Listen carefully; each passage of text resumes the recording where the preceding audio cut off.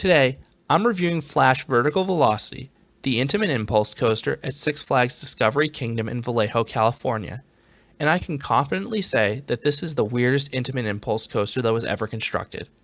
But it wasn't supposed to be this weird. Six Flags purchased two identical Intamin impulse coasters in 2001. One went to Discovery Kingdom, and one went to Six Flags Great America. But there was an issue. This model stood 185 feet tall, and those familiar with Six Flags Discovery Kingdom know that the park has a strict 150-foot height requirement. The original press release claimed the ride was only 15 stories tall, but it was quickly apparent that this coaster was taller than Medusa, which is exactly 150 feet tall. So between the 2001 and 2002 off-season, Vertical Velocity got some changes that made it unique from all the other impulse coasters. The most prominent change was transforming the forwards vertical spike into a 45-degree inclined tower, and this had the auxiliary benefit of adding an inversion to the ride, the only one you'll find in any of the impulse coasters. And in my opinion, this inversion is actually the best part of the ride, so it's really great that it was added. On the first and final passes, you get some serious hang time on this inversion if you're towards the front of the train. But on the third pass, you rocket through this element at a much greater rate of speed, so it transforms into this whippy high-speed barrel roll that you experience going both forwards and backwards. The rest of the ride feels similar to the other impulse coasters.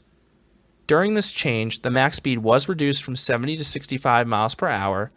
However, it honestly feels no different than the other impulse coasters. The initial kick is quite powerful because there's absolutely no warning and you accelerate from a complete standstill. The subsequent launches are more like speed boosts. You definitely notice the added speed, but since you're already traveling quite fast, you don't really get that strong kick. The last modification Vertical Velocity underwent was that the backwards tower was shortened to 150 feet tall to comply with city regulations.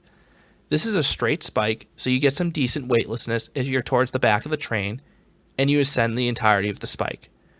Unfortunately, this version does not have the mind-bending holding brake featured in the versions at Valley Fair and Dorney Park, but ultimately it feels like the vertical backward spike on something like Vertical Velocity at Six Flags Great America.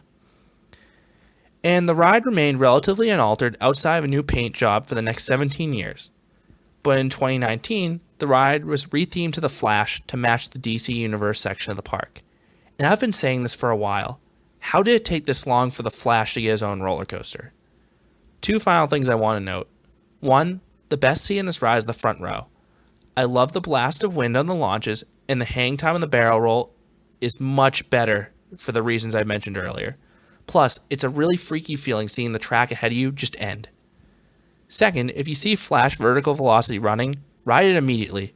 This is a notoriously unreliable ride. So what do I rate Flash Vertical Velocity? I'd give it a 6.5 out of 10. It's probably my favorite impulse coaster outside of the ones with the holding brakes. I just love that holding brake. Now I know it wasn't originally intended, but that inclined barrel roll is the ride's strongest moment and it makes it unique from the other impulse coasters. And it complements that strong initial launch and backward spike well. Have you ridden Flash Vertical Velocity or any of the other Intamin impulse coasters? I'd love to hear your thoughts below. Thanks for listening and subscribe for more coaster reviews here at Canopy Coaster.